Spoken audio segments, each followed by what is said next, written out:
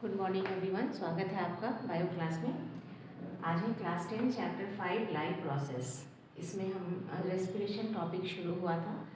Respiration क्या है? Respiration is a process of releasing energy from food food के oxidative breakdown से जो एनर्जी रिलीज हुआ उस प्रोसेस को कहते हैं हम रेस्पिरेशन। और जो एनर्जी रिलीज हुआ वो डिफरेंट लाइफ प्रोसेस में फिर यूज़ होता है। ये रेस्पिरेशन क्या है? फूड का ऑक्सीजन के प्रेजेंस में जब ब्रेक डाउन हो तो एनर्जी रिलीज होता है। ये प्रोसेस रेस्पिरेशन कहलाता है। और इस प्रोसेस में दो बाय प्रोडक्ट होते हैं, एक अपना कार्बन डाइऑक्साइड एंड वाटर, ये रिलीज होता है। ठीक है। रेस्पिरेशन में 2 टाइप्स के हैं, हमने पढ़ा है। एक है एरोबिक रेस्पिरेशन और दूसरा है anaerobic respiration. Most of the living organisms में रेस्पिरेशन एरोबिक ही होते हैं, यानी ऑक्सीजन के प्रेजेंस में ही फूड का ब्रेक डाउन होता है। लेकिन रेयर कुछ ईस्ट और कुछ बैक्टीरिया हैं जिनमें कि रेस्पिरेशन एनारोबिकली होता है। मसल्स में भी होता है एनिमल के केस में। तो उनमें फूड का जो ब्रेक डाउन है वो ऑक्सीजन के एब्सेंस में होता है। ऑक्सीजन के एब्सेंस में या फिर उसकी कमी में अगर फूड का ब्रेक डाउन हो रहा है और एनर्जी रिलीज हो रहा है तो वो प्रोसेस एनारोबिक रेस्पिरेशन कहलाता है। उसमें एनर्जी बहुत कम रिलीज़ होता है और बाई प्रोडक्ट भी अलग होते हैं। मसल्स के केस में लैक्टिक एसिड होता है और ईस्ट के केस में अल्कोहल होता है। ठीक है, ये सब हम डिस्कस कर चुके हैं, मेरे चैनल में आपको मिल जाएगा, आप ज़रूर चेक करिए। आज हम देखेंगे रेस्पिरेशन इन प्लांट्स, उसके बाद हम पढ़ेंगे रेस्पिरेशन इन एनिमल्स। आज के टॉपिक में हम देखेंगे कि प्लांट्स के केस में रेस्पिरेशन कैसे होता है। ये तो हम जानते हैं कि रेस्पिरेशन क्या है, the process of releasing energy from food. तो एनिमल्स की तरह प्लांट को भी एनर्जी की ज़रूरत है और प्लांट्स में भी एनर्जी जो है वो रेस्पिरेशन के प्रोसेस से ही प्रोड्यूस होता है। Like animals, plants also need energy. Energy is produced by the same process called respiration. Respiration से ही एनर्जी भी रिलीज होता है। और इसमें भी रेस्पिरेटरी गैसेस वही होते हैं जो कि हम एनिमल्स में हैं। और रेस्पिरेटरी गैसेस का मतलब जिस गैसियस एक्सचेंज जो होता है रेस्पिरेशन के दौरान, जैसे ऑक्सीजन और कार्बन डाइऑक्साइड, ये कहलाते हैं रेस्पिरेटरी गैसेस। तो प्लांट्स के केस में भी respiratory gases are also same. क्या है वो? Oxygen and carbon dioxide. ये रेस्पिरेटरी गैसेस हैं जो प्लांट्स के केस में और एनिमल के केस में दोनों में सेम होते हैं। ये तो कुछ सिमिलैरिटी हो गया respiration in plants and animals में। अब हम देखेंगे कि प्लांट में जो रेस्पिरेशन होता है वो एनिमल के केस से कैसे अलग होते हैं, है ना। Respiration in plants is different from animals in 3 ways. Mostly 3 तरीके हैं, 3 वेज हैं जिससे हम ये पकड़ पाते हैं कि प्लांट में जो रेस्पिरेशन है वो एनिमल से अलग है। पहला क्या है? Animals perform respiration as a single unit, but in plants all parts like stem, leaf and root perform respiration individually। ये बहुत ही इम्पॉर्टेंट है, इसको आपको समझना है कि हम एनिमल्स में रेस्पिरेशन के लिए एक यूनिट है, यानी रेस्पिरेटरी सिस्टम है ना, जिसमें लंग्स इम्पॉर्टेंट रोल प्ले करता है। लेकिन प्लांट के केस में ना बॉडी का हर एक पार्ट अलग अलग रेस्पायर करता है। जैसे कि स्टेम अलग रेस्पायर करता है, लीफ अलग रेस्पायर करता है, रूट अलग रेस्पायर करता है। इसका मतलब ये कि प्लांट के अलग अलग पार्ट अलग अलग अपने अपने तरीके से रेस्पिरेशन करते हैं और एनर्जी प्रोड्यूस करते हैं। जबकि एनिमल्स में एक यूनिट है, एक ही जगह है जहाँ से रेस्पिरेशन होता है। उसके बाद रेस्पिरेशन यानी जो ऑक्सीजन है वो बॉडी के डिफरेंट पार्ट में ट्रांसपोर्ट होता है। जबकि इसमें अलग अलग पार्ट में अलग अलग रेस्पिरेशन हो रहा है, तो क्या होगा? ट्रांसपोर्टेशन की उतनी ज़रूरत होगी। जब स्टेम अलग रेस्पायर कर रहा हो, उसको मिल गया ऑक्सीजन, तो रूट वाले क्यों स्टेम पर डिपेंड करेंगे? रूट तो अलग रेस्पायर कर रहे हैं। वैसे ही लीफ वो अलग रेस्पायर कर रहा है, तो वो अपने ऑक्सीजन और एनर्जी के लिए एक दूसरे पर डिपेंडेंट नहीं है, अपने अपने रेस्पिरेशन कर रहे हैं और एनर्जी प्रोड्यूस कर रहे हैं। तो सबसे पहला तो डिफरेंस ये हो गया कि एनिमल्स में respiration as a single unit होता है और प्लांट में अलग अलग पार्ट अलग अलग रेस्पायर करते हैं। ठीक है, तो animals perform respiration as a single unit, लेकिन प्लांट में ऑल पार्ट यानी स्टेम, लीफ और रूट अलग अलग रेस्पिरेशन परफॉर्म करते हैं। ये एक अंतर हुआ। दूसरा, in animals respiratory gases are transported over long distance inside the body, but in plants little transport of respiration gas respiratory gases takes place। वही चीज़ ये समझा रहा है। क्या कह रहा है कि हम एनिमल्स में लंग्स ने तो ऑक्सीजन ले लिया, अभी इस ऑक्सीजन को हर पार्ट तक पहुंचाना है, ये ट्रांसपोर्टेशन सिस्टम होता है। तो हमारे एनिमल्स में ये जो गैस होते हैं, ऑक्सीजन को ट्रांसपोर्ट किया जाता है लॉन्ग डिस्टेंस, लंग्स से बॉडी के हर पार्ट तक ब्लड जो है उस ऑक्सीजन को कैरी करता है। यानी ट्रांसपोर्टेशन सिस्टम काफ़ी लॉन्ग है। रेस्पिरेटरी गैसेस को एक लंबा ट्रांसपोर्टेशन सिस्टम तय करना पड़ता है, किसमें, एनिमल्स में। क्योंकि भाई लंग्स के पास ही ऑक्सीजन लेने की कैपेसिटी है। मेरा हाथ पैर अलग अलग से ऑक्सीजन को नहीं ले पाता, लेकिन ऑक्सीजन की ज़रूरत तो हर पार्ट को है। तो हर पार्ट तक, हाथ तक, पैर तक, हर पार्ट तक ऑक्सीजन को पहुंचाने का काम ट्रांसपोर्टेशन सिस्टम करता है एनिमल्स में। वही कह रहा है कि in animals respiratory gases are transported over long distance inside the body, but in plants little transports of respiratory gases takes place. Plant के केस में बहुत कम ट्रांसपोर्ट की जरूरत पड़ती है, क्योंकि जैसे कि पहले बताया लीफ अलग रिस्पायर कर रहा है, तो वो जो ऑक्सीजन लिया है उसको स्टेम तक लाने की जरूरत नहीं, क्योंकि स्टेम अलग कर रहा है, और स्टेम जिस ऑक्सीजन को ले रहा है उसको रूट तक पहुंचाने की जरूरत नहीं है, क्योंकि रूट अलग रिस्पायर कर रहा है। अलग अलग पार्ट अलग अलग रिस्पायर कर रहे हैं, तो ट्रांसपोर्टेशन बहुत लिटिल हो जाता है, यानी ट्रांसपोर्ट करने की ज़रूरत भी कम हो जाती है प्लांट के केस में। थर्ड क्या है, in animals respiration rate is very much faster, but in plants respiration occur at slow rate. अब ये भी बहुत इंपॉर्टेंट पार्ट है, आपको समझना है कि रेस्पिरेशन यानी एनर्जी का प्रोडक्शन, ये प्लांट्स और एनिमल्स दोनों की ज़रूरत है, बेसिक नीड है। इसके बिना तो लाइफ प्रोसेस शुरू कर काम नहीं चलेगा। लेकिन जो रेस्पिरेशन का रेट है वो प्लांट्स में बहुत कम होता है और एनिमल्स में बहुत ज़्यादा।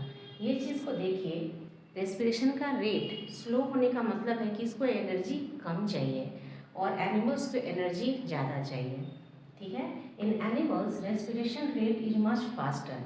ठीक है, जब बहुत ज़्यादा है, फास्ट है रेस्पिरेशन रेट, इसका मतलब कि एनर्जी प्रोडक्शन भी फास्ट हो रहा है। प्लांट्स में स्लो है, इसका मतलब एनर्जी प्रोडक्शन भी स्लो हो रहा है। क्यों हो रहा है? क्योंकि इसको लेस एनर्जी की ज़रूरत है। अब यहाँ पर सवाल आता है कि जब सारा लाइफ प्रोसेस प्लांट भी परफॉर्म कर रहा है, हम एनिमल्स भी परफॉर्म कर रहे हैं, वो भी सांस लेता, हम भी ले रहे हैं, उसको भी भोजन की ज़रूरत है, हमको भी है, तो फिर उसको एनर्जी कम क्यों ज़रूरत पड़ती है? हमें एनर्जी ज़्यादा की क्यों ज़रूरत है? हमें रेस्पिरेशन का रेट फास्टर क्यों है? बहुत ही इम्पॉर्टेंट पार्ट है ये, और क्वेश्चन से अराइज होते हैं। एक आपने देखा होगा कि हम में जो मोबिलिटी है ना, जो हम मूव करते हैं, हम यहाँ से वहाँ, लोकोमोशन जो है हम में, उसमें हमारी एक लार्ज पार्ट ऑफ एनर्जी जो है वो खर्च हो जाती है।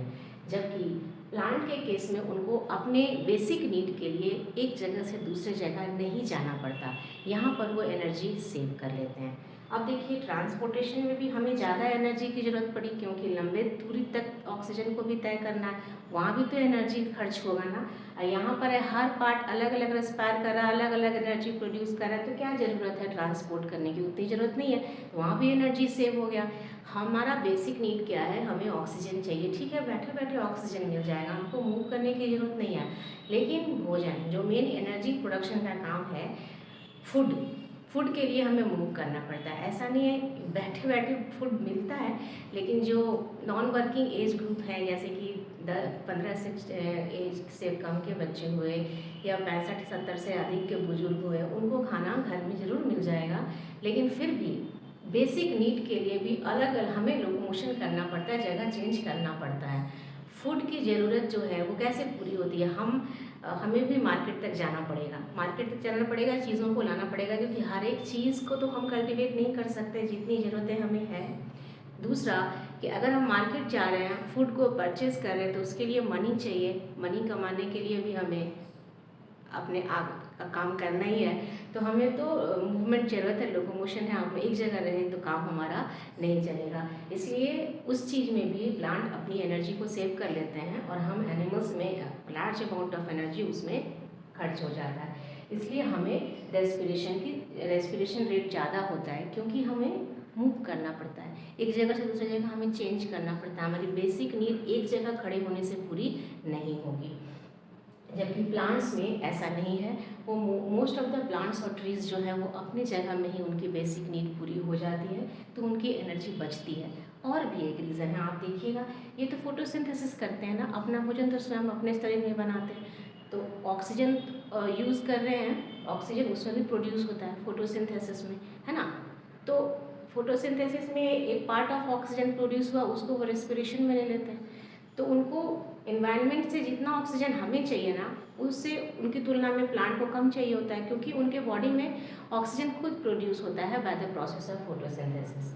ठीक है, ये अलग बात है कि फोटोसिंथेसिस केवल दिन में होगा, लेकिन रेस्पिरेशन दिन और रात दोनों में होता है।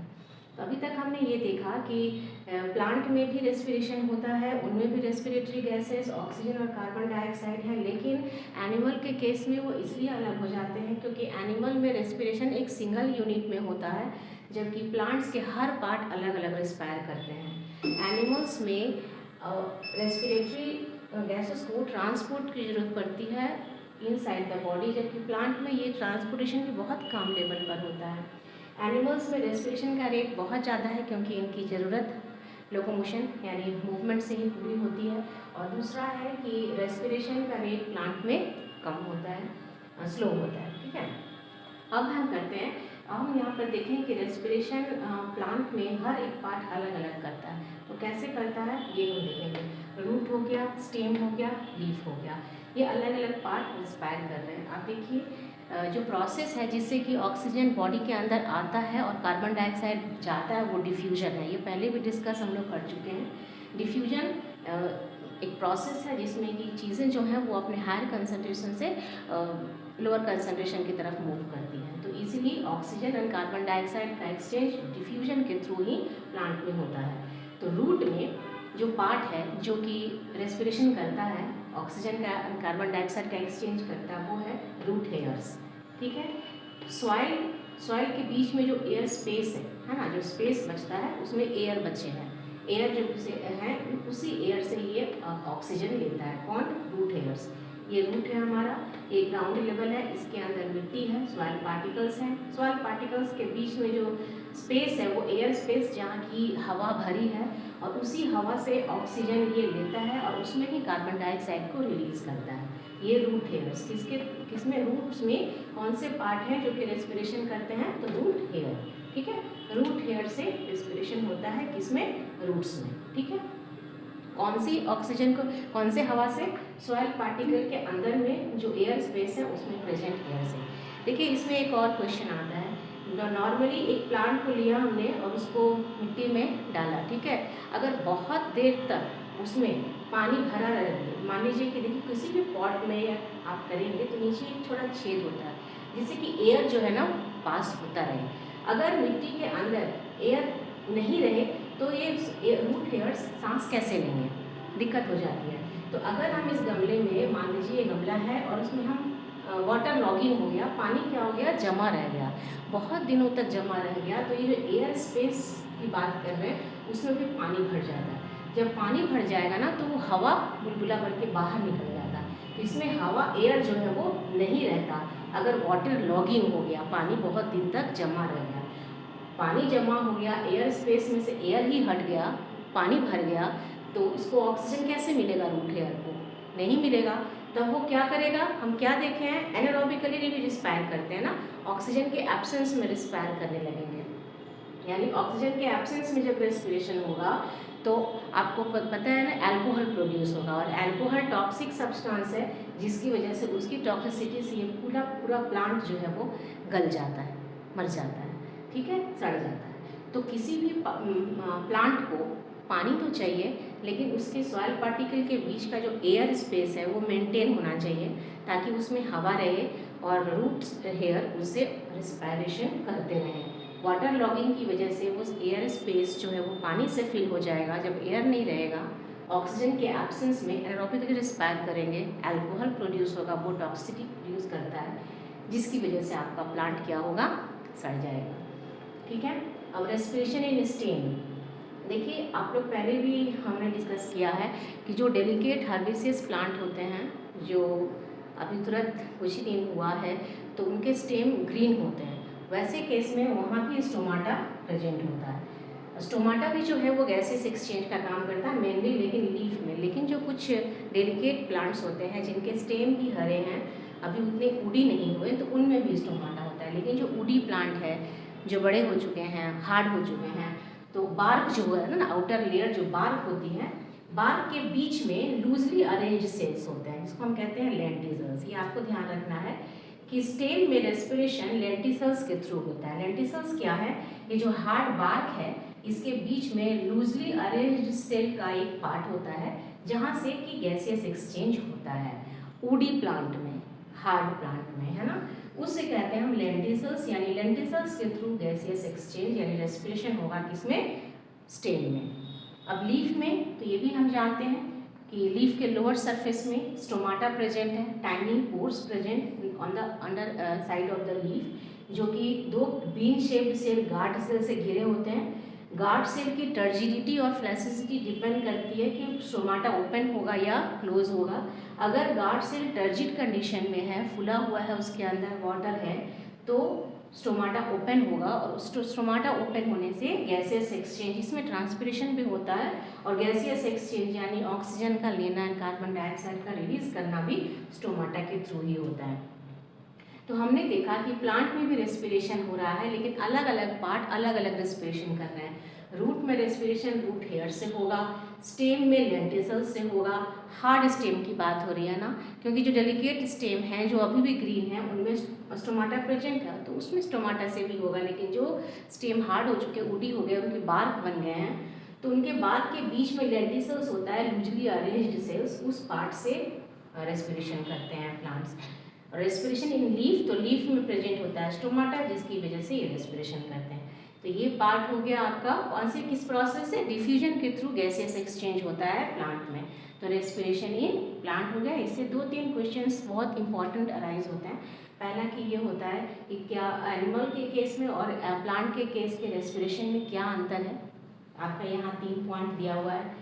दूसरा क्वेश्चन अराइज होता है कि रेस्पिरेशन रेट प्लांट में कम क्यों है, एनिमल में ज़्यादा क्यों है, ठीक है। किस प्रोसेस के थ्रू गैसियस एक्सचेंज होता है, रूट के कौन से पार्ट में गैसियस एक्सचेंज होता है, स्टेम के कौन से पार्ट में होता है, लीफ के कौन से पार्ट में होता है। अगर वाटर लॉगिंग हो जाए किसी भी प्लांट में तो वो प्लांट क्यों गल जाता है। ये सारे क्वेश्चंस के आंसर आपको इस क्लास में मिलेंगे। नेक्स्ट क्लास में हम लोग डिस्कस करेंगे रेस्पिरेशन इन